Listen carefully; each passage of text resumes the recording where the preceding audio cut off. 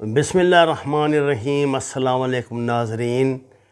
آج 28 مئی 2021 ہے۔ 28 مئی 1998 کو ہمیں اللہ نے اس فخر سے نوازا تھا کہ ہم دنیا کی پہلی اسلامی ایٹمی قوت بن گئے۔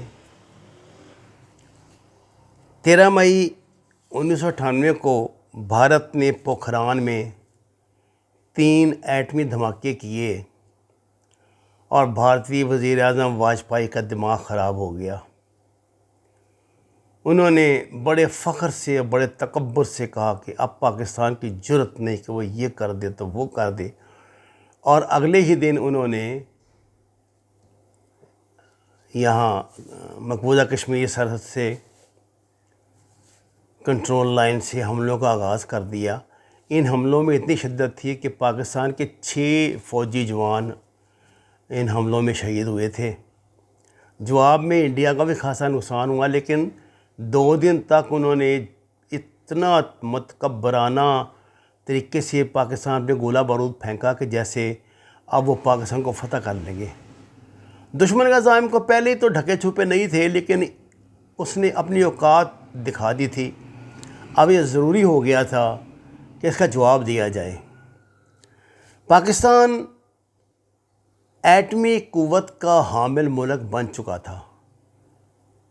یہ دعویٰ مغربی میڈیا اور دنیا کا جو بہت ہی ذمہ دار پریس ہے وہ اس پہ موجود ہے۔ درجنوں شہادتیں موجود ہیں جو بتاتی ہیں کہ ہم نے اس سے پہلے بہت پہلے چائنا میں ٹھنڈے تجربے کا جو ہے وہ ٹھنڈا تجربہ کر لیا تھا، یعنی جس کو کول وہ کہتے ہیں دھماکہ، وہ ہم نے کر لیا تھا اور کامیاب ہو چکے تھے۔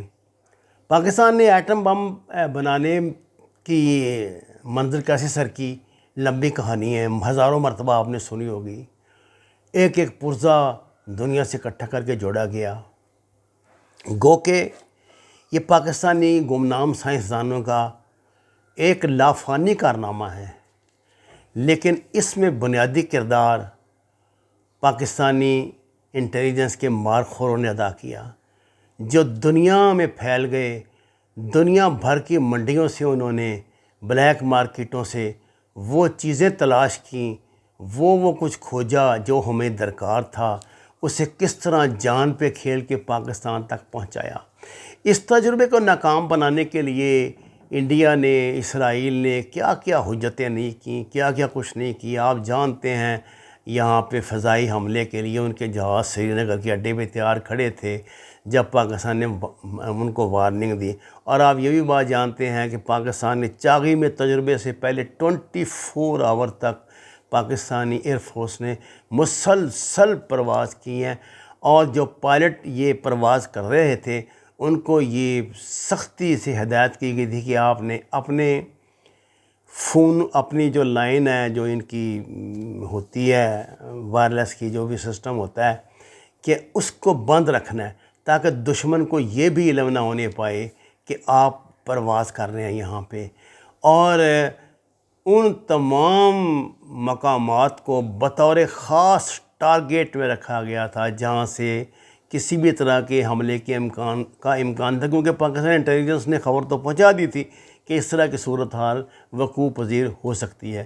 ناظرین کرام، وہ بہادر جانباز سرفروش گمنام ہیروز جن میں سے ہم صرف ڈاکٹر قدیر کا نام جانتے ہیں، قدیر خان صاحب کا نام جانتے ہیں، یا ایک دوسرے ڈاکٹر صاحب ہیں ان کا نام جانتے ہیں، بدقسمتی ان کی یہ ہے کہ وہ دن رات سوائے قدیر خان صاحب کی مخالفت کرنے کے اور کوئی کام نہیں کرتے۔ اور وہ ان کو ادھر کول پروجیکٹ کا انچارج بنایا گیا تھا، لیکن انہوں نے ٹکے کا کولا برآمد نہیں کیا وہاں سے، بلکہ بڑی بڑی بڑکیں لگا کے تو اب خاموش ہو کے بیٹھ گئے ہیں۔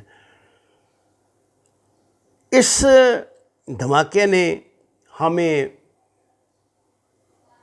پاکستان کے ان ممالک میں شامل کر دیا جو یہ بات کہہ سکتے ہیں کہ ہم ایک ساورن کنٹری ہیں، ہم ایک آزاد ملک ہیں۔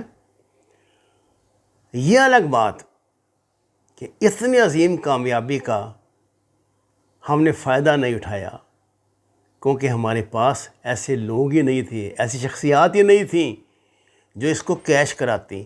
پاکستان صرف ایک اسلامی ایٹمی پاور ہونے کے بل بوتے پہ دنیا سے کیا کیا وصول کر سکتا تھا، اس کا آپ اندازہ ہی نہیں کر سکتے۔ لیکن اللہ نے ہمیں ایسے ڈپلومیٹ دیے ہی نہیں، اللہ نے ہمیں یہ ٹھگ، چور، کرپٹ، بدماش، لٹیرے، رسا گیر دیے جو پاکستان کے بادشاہ بن کے بیٹھ گئے، جنہوں نے پاکستان کو اپنے باپ کی جگیر سمجھ لیا اور پاکستان کے خلاف وہ کچھ کیا۔ اس کے پاکستان کے مقدس جسم کو گدوں کی طرح نوچتے رہے، اب تک نوچ رہے ہیں۔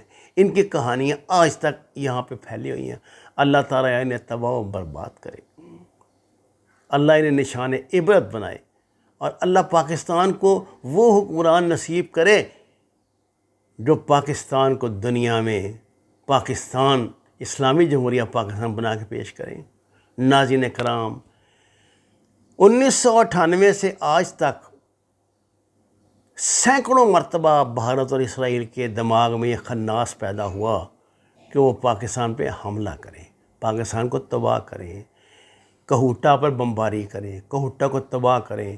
انہوں نے زمینی طور پہ بھی، آسمانی طور پہ بھی، اندر سے باہر سے ہر طرح یہ کوششیں کی۔ تب سے آج تک ان کا ایک ہی مشن ہے کہ کسی بھی طرح پاکستان کا ایٹمی پروگرام ختم کر کے پاکستان کو لاچار، مجبور اور مقہور ملک بنا دیا جائے، لیکن ایسا نہیں ہو سکا۔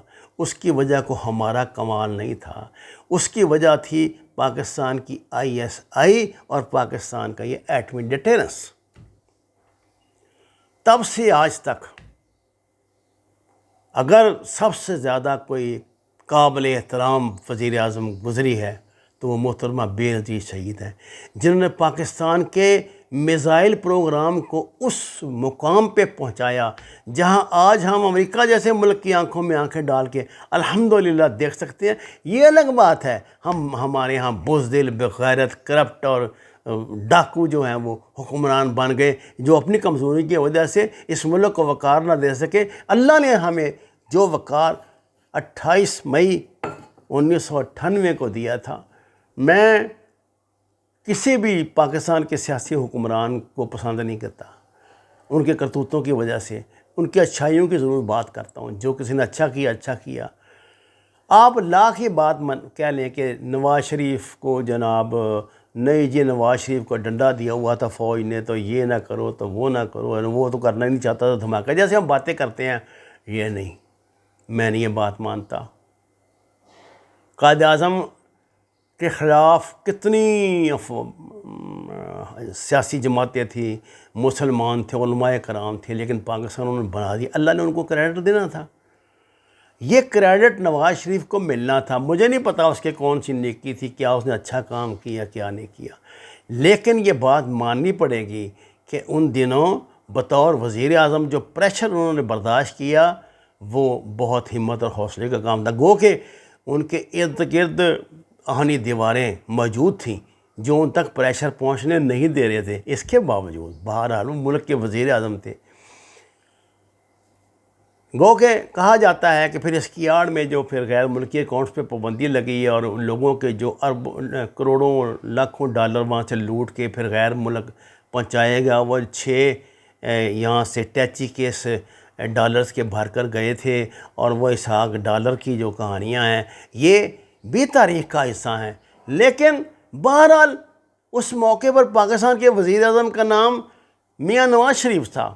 میاں نواز شریف کو کس نے مجبور کیا؟ یہ کریڈٹ مجید نظامی صاحب بھی لیتے رہے، یہ اور لوگ بھی لیتے رہے، کبھی فلاں لیتا ہے، کبھی وہ جنرل ایوب کا بیٹا لیتا ہے، کبھی یہ شیخ رشید لیتا ہے، کبھی، لیکن نہیں،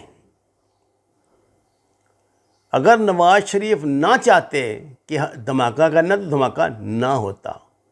بہرحال اس وقت دنیا نے دیکھا کہ ہم زندہ قوم ہیں، پائندہ قوم ہیں، اور آج بھی اگر ہم یہی عزم کر لیں کہ اپنی سیاسی حرام کاریوں کو ایک طرف رکھ کے ملک کے لیے، پاکستان کے لیے کم از کم ہم